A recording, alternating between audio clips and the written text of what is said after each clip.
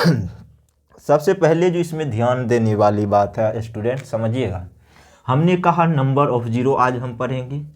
तो आप सबसे पहला पॉइंट जो इसमें याद रखेंगे स्टूडेंट, वो क्या याद रखेंगे कि जैसे यहाँ पे 10 देखते हैं, क्या देखते हैं स्टूडेंट, एग्जाम्पल के तौर पे 10, तो इसमें 2 और 5 का क्या हुआ है, मल्टीप्लाई हुआ, तभी जाके ये 10 आया है। आप कहेंगे सर बिल्कुल आया है, ठीक है। उसी तरह अगर हम 20 को देखें, किसको देखें, 20 को, तो 2 इंटू 2 इंटू क्या लिख सकते हैं, 5 लिख सकते हैं। आप कहेंगे सर बिल्कुल लिख सकते हैं।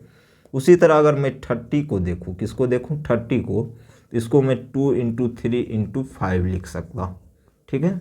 या इसी को मैं ऐसे भी तो लिख सकता हूँ, 10 इंटू 3। आप कहेंगे सर बिल्कुल लिख सकते हैं। अब इससे हम आपको निष्कर्ष क्या निकालना चाहते हैं उसके बारे में समझिए। हम आपको समझाना ये चाहते हैं स्टूडेंट, आपको शून्य तभी ही प्राप्त होगा किसी भी नंबर के लास्ट में। शून्य तभी प्राप्त हो सकता है किसी भी नंबर के लास्ट में जब उस संख्या में 2 और 5 मल्टीप्लाई हुआ हो। कहने का सेंस क्या हुआ, आराम से समझिए। दुनिया में मात्र 2 ही ऐसा नंबर है जिसको गुना करने पर आपके लास्ट में किसी भी संख्या में 0 आ सकते हैं। तो वो नंबर जो आपका स्टूडेंट 2 और 5 है, क्या है स्टूडेंट, 2 और 5। इसके अलावा और कोई संख्या नहीं है जिसको अगर आप गुना करेंगे तो लास्ट में आपकी 0 दे सकती है। आप कहेंगे सर 20 को अगर मैं लिखना चाहूँ तो 4 इंटू 5 भी तो लिख सकता हूँ। आप कहेंगे सर बिल्कुल लिख सकते हैं। तो आप, हमने तो बताया आपको स्टूडेंट 2 और 5 को छोड़कर दुनिया में ऐसा कोई भी नंबर नहीं है जिसका मल्टीपल लास्ट में आपको 0 दे सकता है, ठीक है। यही हमने अब बताया। आप कहेंगे सर बिल्कुल, लेकिन स्टूडेंट यहाँ पे आप देखेंगे कि यहाँ पे तो 4 आ गया, लेकिन हमने तो ये आपसे कहा ही नहीं। जी बिल्कुल, जो कहा वही सत्य है। कैसे, देखिए 4 को हम क्या लिख सकते, 2 इंटू 2 तो लिख ही सकते इस, ठीक है। तो ये 4 में जो है 2 इंटू 2 का क्या हुआ है, मल्टीप्लाई हुआ है। अगर आप 4 को ब्रेक करेंगे तो इसके फैक्टर क्या क्या, 2 और 2 से इसमें क्या हुआ है, मल्टीप्लाई हुआ है, ठीक है। तो निष्कर्ष मेरा यहाँ तक अभी तक यह मतलब ये निकला कि अगर हमें किसी संख्या के लास्ट में 0 चाहिए, क्या चाहिए स्टूडेंट, 0 चाहिए, तो उसमें 2 और 5 का मल्टीप्लिकेशन होना कंपलसरी है, मतलब 2 और 5 का होना क्या है, ज़रूरी है, ठीक है। अब इसको हम लोग एग्जाम्पल के तरीके से समझेंगे, ठीक है। जैसे हमने आपको पहला क्वेश्चन दिया स्टूडेंट, 2 इंटू 3 इंटू 5 में 0 की संख्या ज्ञात करें। किसकी संख्या ज्ञात करें स्टूडेंट, 0 की संख्या। तो आप डायरेक्ट यहाँ पे गुना करके लिख देंगे सर 5 या 15 दूना 30, तो इस संख्या के लास्ट में जो 0 होगा कितना होगा, 1। एक ही 0 आया। आप कहेंगे सर बिल्कुल, ठीक है। अभी हम आपको छोटा छोटा एग्जाम्पल देकर समझाने का प्रयास कर रहे हैं।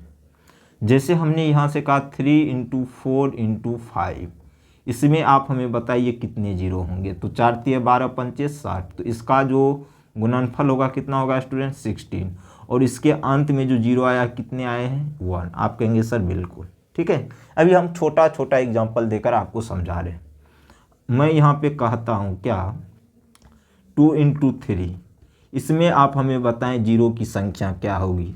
तो 2 इंटू 3 का मल्टीपल तो कितना होता है, 6 होता है, मतलब गुणनफल तो 6 होता है। तो 2 और 3 के पेयर से 0 आपको नहीं मिलने वाला है। जो हमने आपको कहा, अगर किसी संख्या के अंत में 0 है तो उसके फैक्टर में 100% गारंटी है कि 2 और 5 होगा ही होगा। ये सत्य है, ये असत्य कभी हो ही नहीं सकता। तो स्टूडेंट यहाँ से आप नोटिस करेंगे, मुझे 0 लाने के लिए किसी भी संख्या के अंत में क्या क्या चाहिए, 2 और 5 का पेयर चाहिए। क्या चाहिए स्टूडेंट, 2 और 5 का क्या चाहिए, पेयर। क्या चाहिए, पेयर। आप कहेंगे सर बिल्कुल। अगर 2 और 5 का पेयर नहीं बना तो यकीन मानिए उस संख्या के अंत में, या जो संख्या का गुणनफल, जैसे कोई संख्या 10-12 संख्या आपको दी दी जाएगी, उसके मल्टीपल में अगर 2 और 5 नहीं होगा तो उसका जो गुणनफल हमें प्राप्त होगा वहाँ कभी भी 0 आपको नहीं प्राप्त होगा, ठीक है। अभी हम छोटा छोटा एग्जाम्पल लेकर आपको समझाने का प्रयास कर रहे हैं, ठीक है। जैसे हमने कहा 1 इंटू 2 इंटू 3 इंटू 4 इंटू 5, ये कहा। इसमें हम आपसे पूछेंगे स्टूडेंट हमें ये बताइए कि इसमें जीरो की संख्या क्या होगी। तो आप डायरेक्ट गुना कीजिए, 3 दूना 6 चौके 24 पंचे 120, कितने हो गए 120। तो इसमें जो है संख्या के लास्ट में कितने जीरो आए 1, कितने आए स्टूडेंट 1, ठीक है। ये तो है छोटा छोटा सवाल जिसको आप गुणनफल निकाल कर भी जीरो की संख्या बता सकते हैं। जैसे हमने कहा 1 into 2 into 3 into 4 into 5 into 6, और यहाँ तक का गुणनफल होता है 120, उसमें 6 से गुना करेंगे तो 720। तो कहने का सेंस स्टूडेंट क्या हुआ कि हमें संख्या के गुणनफल से मतलब नहीं है, हमें मतलब है उस संख्या के गुणनफल के अंत में कितने जीरो आ रहे हैं उससे हमें मतलब है, समझिएगा। हमें संख्या के गुणनफल से कोई लेना देना यहाँ पे नहीं है, हमें मतलब इस पॉइंट से है कि उस संख्या के गुणनफल में कितने जीरो आ रहे हैं, समझ रहे हैं ना। तो जीरो कब आएगा, जब 2 और 5 का पेयर रहेगा मल्टीपल में, समझिएगा। जैसे कोई दो संख्या ले लेते हैं 10 इंटू 2, इसमें 2 और 5 का मल्टीपेयर जैसे 10 ले लिया तो 2 और 5 का मल्टीपल हुआ तभी जीरो प्राप्त होंगे आपको, ठीक है। तो अभी हम इस पे एग्जांपल लेकर समझेंगे। अगर 2 और 5 जैसे हमने कहा स्टूडेंट 20 का आप फैक्टर क्या क्या लिख सकते हो, 20 का अगर मैं फैक्टर लिखना चाहूँ तो क्या क्या लिख सकते हो, 1 इंटू 2 इंटू क्या 5 10 और 20, यही लिख सकते हो। आप कहेंगे सर बिल्कुल, और 4 भी होंगे, ठीक है। तो आप देखेंगे इसके फैक्टर में 2 और 5 मौजूद है, इसीलिए इस संख्या के अंत में क्या आया है, जीरो आया है। तो कहने का सेंस क्या हुआ स्टूडेंट, कहने का सेंस ये हुआ, एक बार फिर से हम आपको समझा देना चाहते हैं कि अगर किसी संख्या के अंत में आपको जीरो का संख्या पता करना है कि कितने जीरो आ रहे हैं, तो आपको उसमें चेक करना पड़ेगा कितने 2 और 5 आ रहे हैं, चूंकि जीरो जो आपको मिलता है 2 और 5 के मल्टीपल से ही आपको मिलता है स्टूडेंट, ठीक है। अभी उस चीज़ों को हम लोग समझेंगे। अब हम लोग शॉर्ट अप्रोच इसका क्या हो सकता है। हाँ, एक चीज़ आप और ध्यान रखेंगे, शून्यों की संख्या निकालने के लिए हमें 2 और 5 तो पता होना ही चाहिए कितनी बार आया है, लेकिन 2 और 5 में जो कम बार आएगा वह उसी पे वो डिपेंड करेगा कि उस नंबर में कितने जीरो होंगे। कहने का सेंस समझिएगा, हम आगे आपको समझाते चलेंगे, टेंशन नहीं लेना है, चीज़ों को बारीकी से समझिए।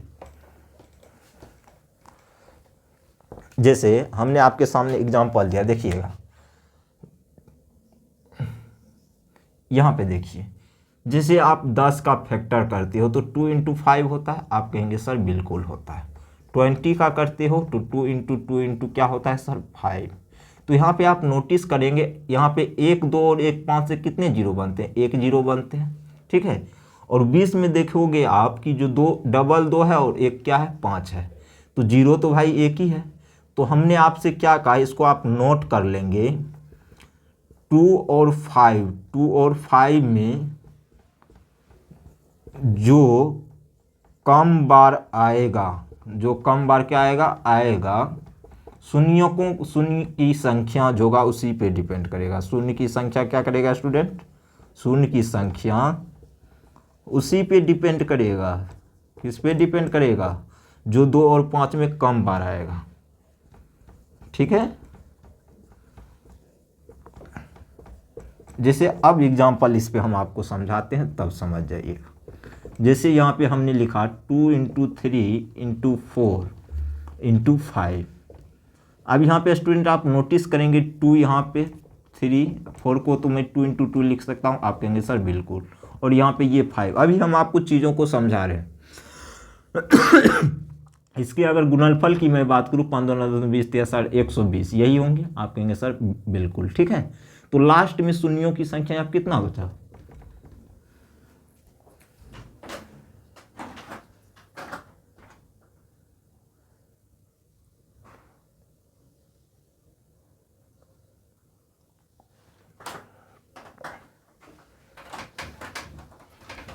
यहाँ पे जो लास्ट में शून्य की संख्या हुआ 1 हुआ है, तो वो डिपेंड किस पे करेगा स्टूडेंट, अभी हमने आपको बताया जो 2 और 5 में कम बार आएगा।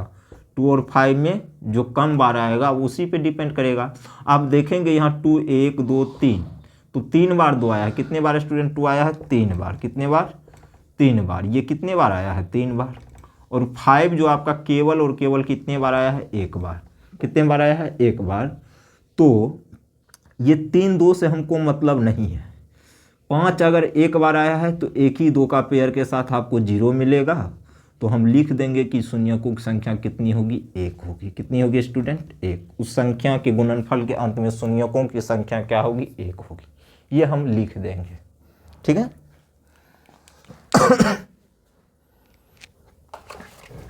इसी पे हम आपको कुछ एग्जाम्पल देकर अब